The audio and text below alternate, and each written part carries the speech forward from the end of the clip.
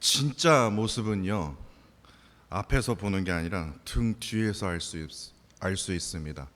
진짜 모습은 등 뒤에서 알 수 있습니다. 라는 제목을 가지고 말씀을 전하도록 하겠습니다. 그 윌리엄 라스지라는 교수님이 계십니다. 박사님이시기도 하고 교수님이 계시는데, 그분이요 만든 학문이 하나 있습니다. 그 쓰레기를 뭡니까, 그 영어로 얘기하면 갈비지라고 얘기하지 않습니까? 이게 갈비올로지, 그래서 쓰레기학 뭐 그렇게 얘기해야 되나? 하여튼 오물학 뭐 그렇게 얘기해야 되나? 하여튼 가비올로지라는 독특한 그 학문 분야를 개척한 인물로서 이 교수님이 하는 말이, 쓰레기 더미로부터 많은 것을 우리가 배울 수 있다라고 그분이 말을 했습니다. 그러니까 쓰레기는 우리가 생각하기에 그냥 폐기물이 아니라 그 쓰레기를 통해서 인간의 행동과 그리고 사회 구조를 포함하고 있기에, 이 가비올로지의 연구는요, 인간이 버리는 그 쓰레기를 통해서 우리가 세 가지 교훈을 배울 수 있다고 그는 주장을 했습니다. 첫 번째로 그 교훈이 뭐냐면, 쓰레기를 통해서, 인간이 버리는 쓰레기를 통해서 인간의 진짜 모습을 알 수 있다라는 거예요. 어떤 모습을 말하냐면요, 그 사람의 말과 행동을, 그 차이를 알려면 그 말하는 사람이 버리는 쓰레기를 보면 알 수 있대요. 신기하지 않습니까? 그러니까 예를 들어서 많은 사람들이요, 건강한 식습관을 가져야 된다, 운동해야 된다고 얘기를 하면서 버리는 쓰레기를 보면 패스트푸드 포장지에다가 달콤한 이런 뭡니까 간식 포장재가 많이 있다라는 어떤 그런 연구를 봤습니다. 그러니까 이게 말과 행동이 안 맞는 거죠. 그러니까 쓰레기만 보아도 사람이 말하는 것과 실제로 행동하는 그 차이에 그것이 얼마나 큰지를 알 수 있다고 해요. 두 번째는요, 우리가 버리는 쓰레기는요, 사회적, 문화적 변화를 기록하는 아주 중요한 자료가 된다고 교수님은 주장합니다.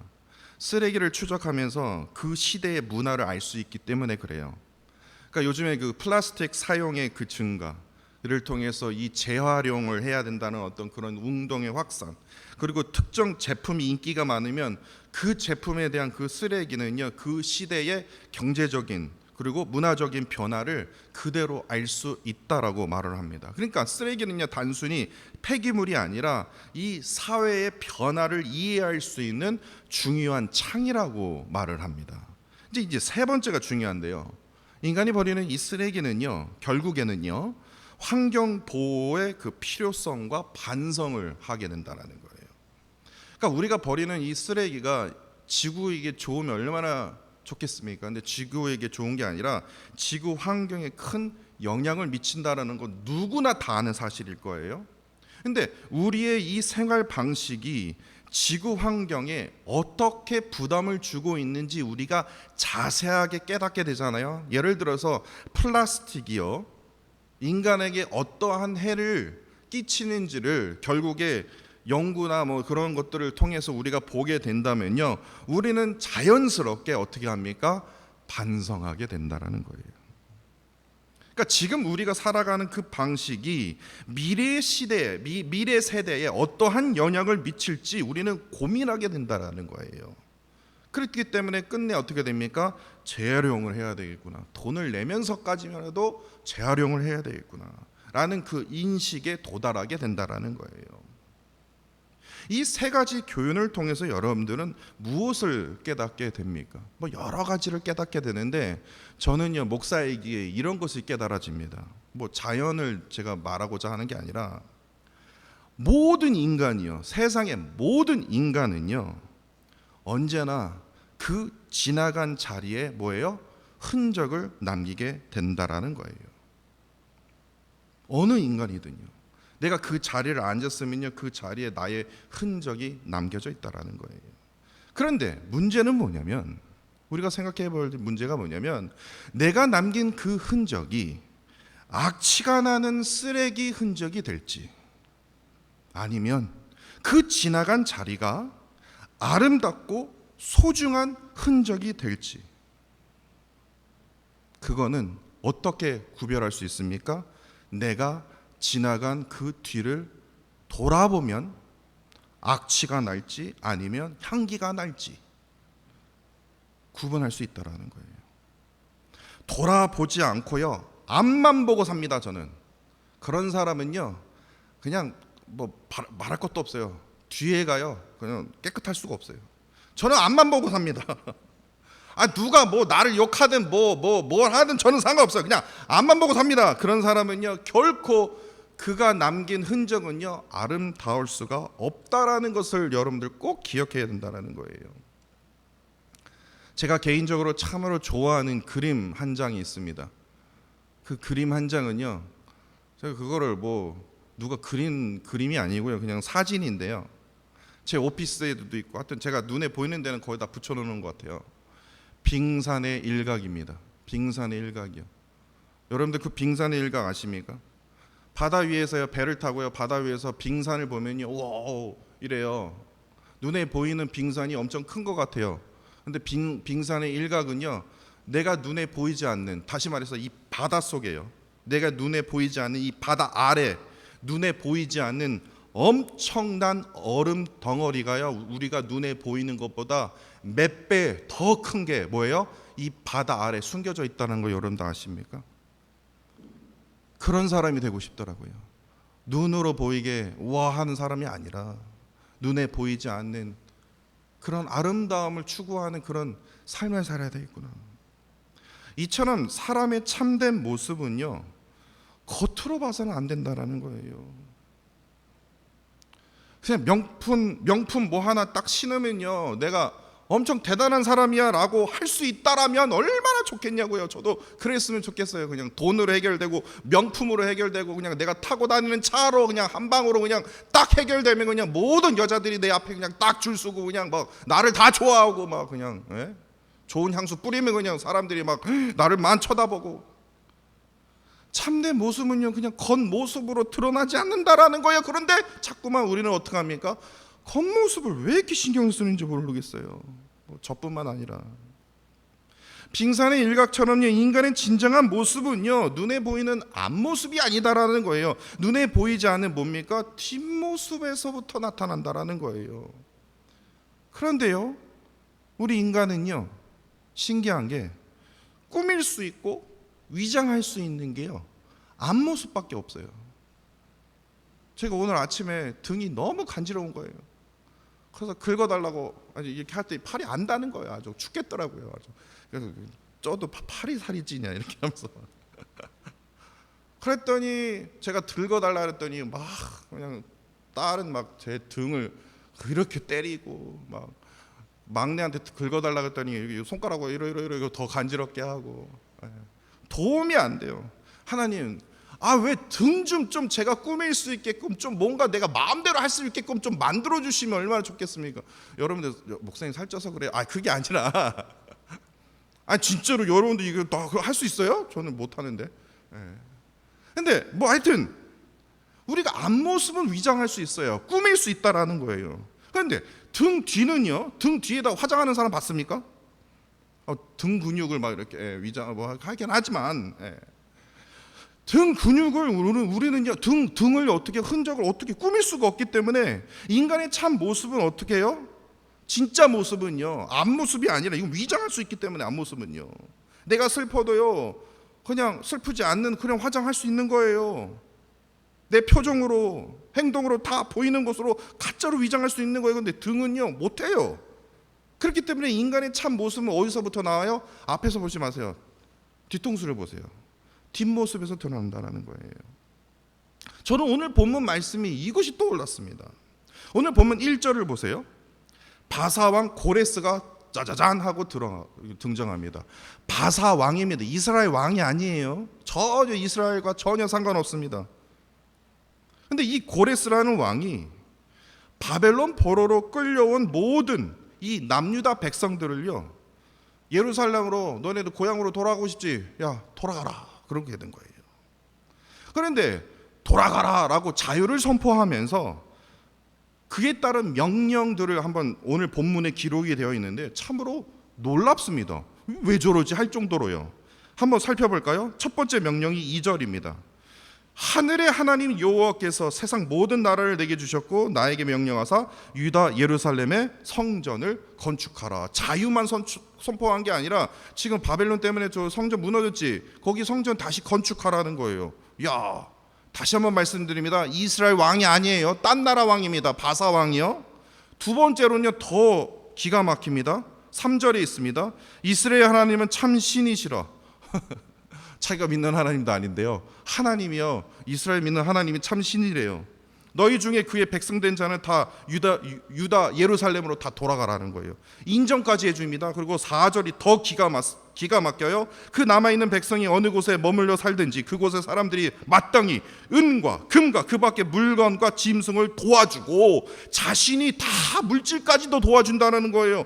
야, 이런 착한 왕이 어디 있습니까? 그 외에 예루살렘에 세울 하나님의 성전을 위해서 예물까지도 자기가 기꺼이 내가 주겠다. 세상에 그런 왕이 어디 있습니까? 이 바사왕 고레스는요, 남유다 백성들에게 자유를 선포하는 것도 너무나 감사하지만 더 놀라운 것은요, 이 예루살렘 성전 재건을 위한 또한 이 성전에 드릴 예물까지도 뭐예요? 모두 그냥 플렉스를 그냥 와, 얼마나 멋진 왕입니까? 그렇기 때문에 우리의 눈으로 이 고레스, 바사왕 고레스를 딱 볼 때 어떻게 느껴집니까? 야, 이거 하나님의 사람 아니야? 이거 하나님 믿는 사람 아니야? 이거 뭐 어느 뒷구멍으로 어떻게 하나님을 체험하게 된 거 아니야? 우리가 이렇게 느낄 수가 있다라는 거예요. 왜냐하면 눈에 보여지는 게 바로 그거니까요. 그러나 엄밀하게 말하자면요, 바사왕 고레스는요, 우리의 눈으로 보는 것과 전혀 다른 인물이다라는 거예요. 왜냐? 그 증거가, 아니 목사님 생각 아니세요? 아니에요. 1절을 한번 보세요. 다시 한번 1절 보십시오. 1절을 보시면요, 여호와께서 예레미야의 입을 통해서 하신 말씀을 이루게 하시려고, 그렇게 하시려고 뭐예요? 바사왕 고레스의 마음을 뭐예요? 움직이셨다라는 거예요. 감동시켰다라는 거예요. 그러니까 바사왕 고레스가, 야, 내가 좀 대단하거든. 내가 너가 믿는 내가 하나님을 내가 인정했거든. 내가 만났거든. 그래서 내가 너에게 자유를 베풀어 주면서 성전 재건에 필요한 거 내가 다 줄게. 예물까지 다 줄게. 이게 아니다라는 거예요. 뭐예요? 예레미야에게 하신 그 말씀, 그것을 이루게 하시려고 뭐예요? 하나님께서 뭐예요? 고레스의 마음을 움직이셨다는 거예요. 감동시켰다는 거예요. 그렇다면 우리가 한번 살펴봐야 돼요. 정확하게 살펴봐야 됩니다. 하나님께서 예레미야에게 하신 말씀을 살펴보기 전에 제가 그걸 나중에 말씀드릴게요. 바사왕 고레스가 정확히 누구인지를 우리가 알아야 된다는 겁니다. 그거를 알려면요, 우리 대한민국부터 살펴봐야 됩니다. 대한민국이에요. 서울입니다. 서울에, 저도 안 가봤지만요, 진짜예요, 저도 안 가봤어요. 서울에 강남역에서 생각해보세요. 삼성역까지 쫙 깔려진 도로가 있다고 합니다. 그 도로가 어떤 도로인지 압니까? 서울로가 아니라 뭐 테헤란로라고 합니다. 그렇죠? 맞습니까? 제가 여러 번 찾아봤어요. 제가 가보지를 못해갖고 이게 맞나? 근데 그 테헤란로가 있는데, 이 테헤란 뭡니까? 길 이거죠. 테헤란 이게 뭔 소리야? 테헤란 뭐 우리나라에 테헤란이 있나? 테헤란이라는 태시가 있나? 그러면 큰일 납니다. 이 테헤란이 뭡니까? 이란의 수도입니다. 여러분도 아십니까? 근데 그 이란의 옛날 이름이 무엇입니까? 페르시아입니다. 페르시아의 옛날 이름이 바로 오늘 본문에 뭐예요? 바사입니다. 바사. 네, 바사. 근데 성경을 조금 많이 읽으신 분들은 바사? 메대? 막 그렇게 말씀하실 거예요. 왜냐? 다니엘서 말씀을 읽어보면요, 하여튼 주구장창 메대와 바사 막 나오거든요. 이게 뭔 소리지? 그러니까 이게 메대는 다른 나라고요, 바사도 나라인데요, 그 두 나라, 아니요, 그 두 나라뿐만 아니라 그 주변의 그 나라들까지 하나로, 페르시아를 하나의 나라로 통일시키는 왕이 바로 오늘 본문의 바사왕 고레스라는 겁니다. 성경에는요, 바사왕 고레스라고 하지만 우리가 학교에서 배우는 세계 역사책에서는요, 뭐라고 기록이 되어 있냐면요, 고레스는 못 알아들어요. 페르시아 왕 키루스 2세, 그러면 고레스라고 생각하시면 돼요. 실제의 인물입니다. 이렇게 전설이 아니라요. 예. 진짜 있었던 일이에요. 페르시아 왕 키루스 2세입니다. 안 믿으시면 챗 GPT 한번 찾아보세요. 그런데요, 이제 조금 여기서부터 이제 초집중을 하셔야 돼요. 솔로몬 왕부터 이제 가봐야 돼요. 솔로몬 왕 이후에 솔로몬 왕이 이스라엘 통일시켰는데 또 통일된 나라를 다스렸는데 그 이스라엘의 솔로몬 이후에 어떻게 됩니까? 우리 한국처럼요, 대한민국처럼 딱 나눠져 버려요. 북이스라엘과 남유다요. 남이스라엘로 했으면 좋겠는데 남유다입니다. 북과 남으로 나누게 돼요. 근데 북이스라엘은 누구에게 멸망을 당하냐면요, 아수르 제국에게 멸망을 당합니다. 아시리아라고 얘기를 하죠. 아수르. 북이스라엘이 처참하게 점령이 되고 바벨론 제국이 일어나서 남유다를 점령하게 됩니다. 그런데 중요한 게 이거예요. 북이스라엘을 점령한 이 아수르 제국이 펼친 정책이 있어요. 이걸 꼭 기억해 하셔야 됩니다. 그 정책이 뭐냐면 혼혈 정책입니다. 아수르의 피가 다 섞여야 돼요. 아수르의 피와 그리고 북이스라엘의 그 피가 어떻게 해요? 섞이면서 어떻게 됩니까? 혼혈족을 만들어 온 거예요. 그래서 전 세계를 뭐예요? 그냥 아수르 사람으로 그냥 딱 만드는 그런 정책을 이 아수르 제국이 펼쳤어요.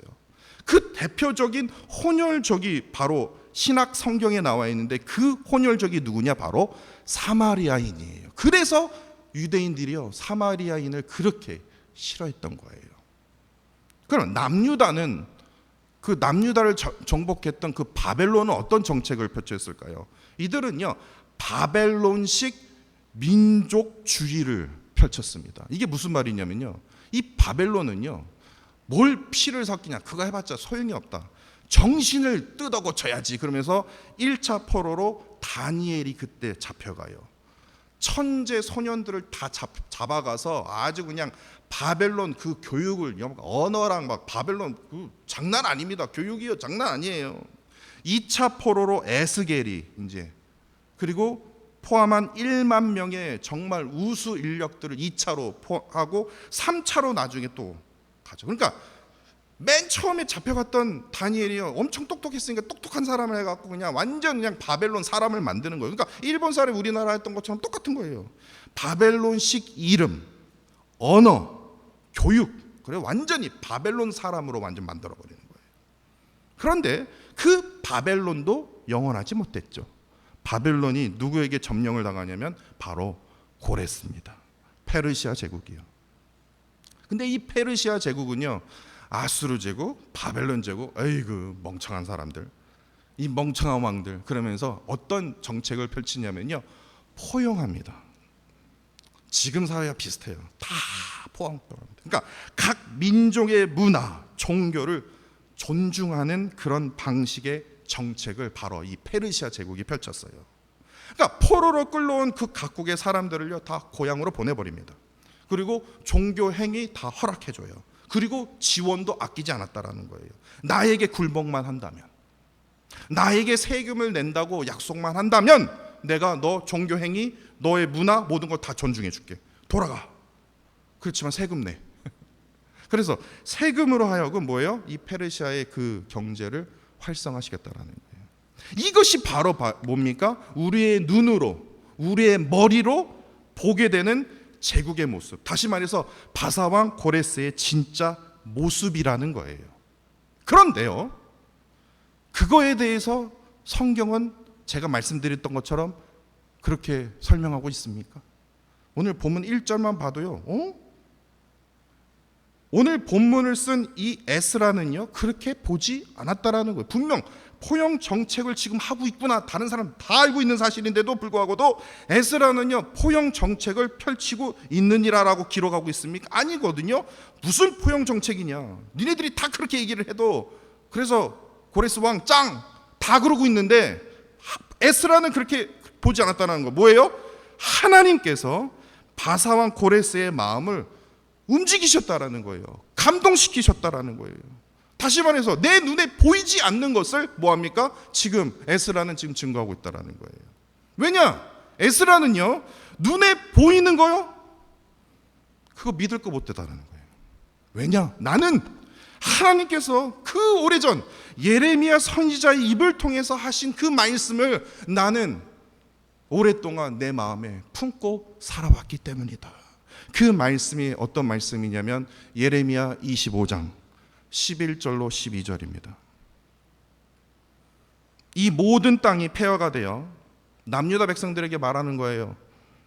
놀라리를 될 것이며 이 민족들이 70년 동안 바벨론의 왕을 섬기리라. 70년 동안 바벨론 왕이요. 지금 페르시아가 지금 등장하기 전에, 아니 바벨론이 지금 남유다를 쳐들어오기 전에 지금 이 말씀이 선포되었다니까요. 여호와의 말씀이니라. 70년이 끝나면 내가 바벨론의 왕과 그의 나라와 갈대인의 땅을 그 죄악으로 말미암아 벌하여 영원히 폐허가 되게 하리라. 그래서 실제로 70년 이후에 어떻게 됩니까? 바벨론 제국이 무너졌어요. 페르시아 이후로요. 페르시아 제국이 무너졌어요. 그리고 해서 70년 포로 이후에 어떻게 될 것인지도 또 예레미야에게 말씀해 주셨어요. 예레미야 29장 10절입니다. 여호와께서 이와 같이 말씀하셨다. 바벨론에서 70년이 지나면 내가 너희를 돌보고 나의 선한 말을 너희에게 성취하여 너희가 있는 이곳으로, 지금 이 남유다로 다시 돌아오게 할 것이다. 근데 어느 누구도 믿지 않았다라는 거예요. 그런데 이보다 더 놀라운 말씀이 있어요. 예레미야 선지자와 또한 바사왕 고레스가요 태어나기도 전에 이사야 선지자를 통해서 하나님께서 이렇게 말씀하셨어요. 이사야 45장 1절입니다. 못 믿으시면 어쩔 수 없고요.